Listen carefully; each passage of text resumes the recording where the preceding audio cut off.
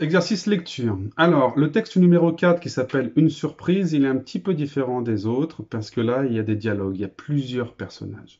Donc, je vais vous demander de faire quelque chose un petit peu différent de d'habitude. Dans un premier temps, j'aimerais que vous choisissiez, il y a quatre personnages. Il y a papa, il y a maman, il y a Jérémie, il y a Sarah. Je veux que vous fassiez une couleur par personnage. Par exemple, papa, il est vert, maman, elle est jaune, Sarah, elle est violet et Jérémie, il est bleu. Qu'importe. Donc, et là, à chaque fois qu'il y en a un qui commence à parler, vous le voyez, il y a soit des petits guillemets, soit des petits tirets. Et donc là, ce que je veux, c'est que si c'est papa qui parle, par exemple, j'avais dit que papa, il était en vert, je crois. Bon, je sais plus.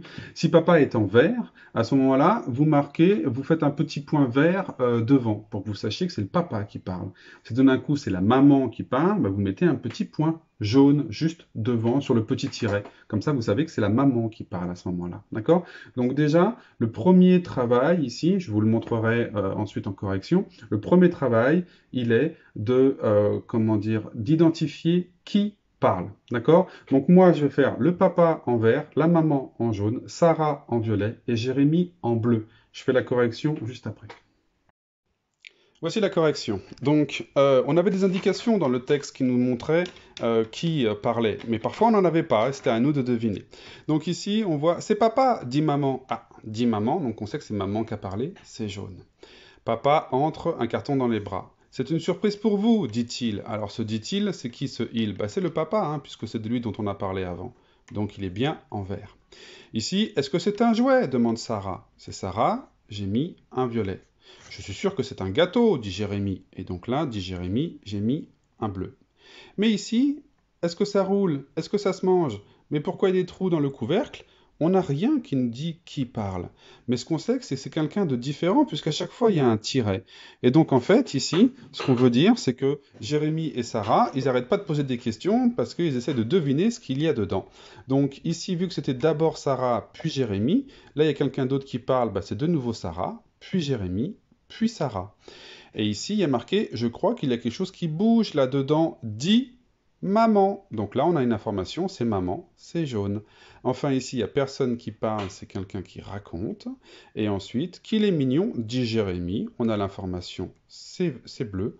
Et d'accord, dit maman. Ici, on a dit maman, on a une information, c'est jaune. Pourquoi est-ce que je vous ai demandé de faire ça?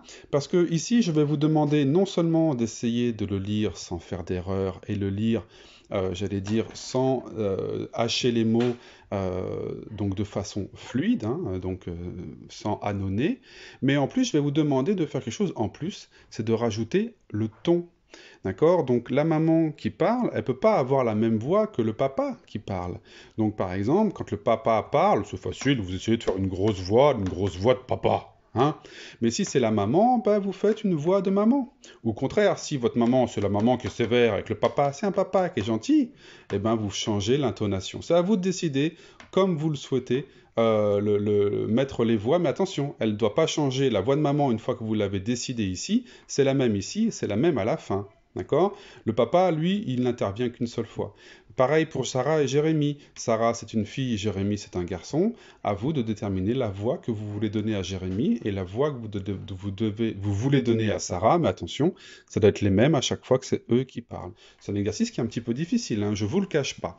Mais pour tous ceux qui arrivent à bien lire 150 mots, avec quelques erreurs, mais vous voyez, 150 mots, c'est un exercice, du coup, on peut commencer à mettre de l'intonation sur ce texte et c'est très sympa à faire et les enfants se rendent compte qu'ils peuvent justement commencer à raconter des histoires comme les adultes. Voilà. Allez, bon courage les enfants.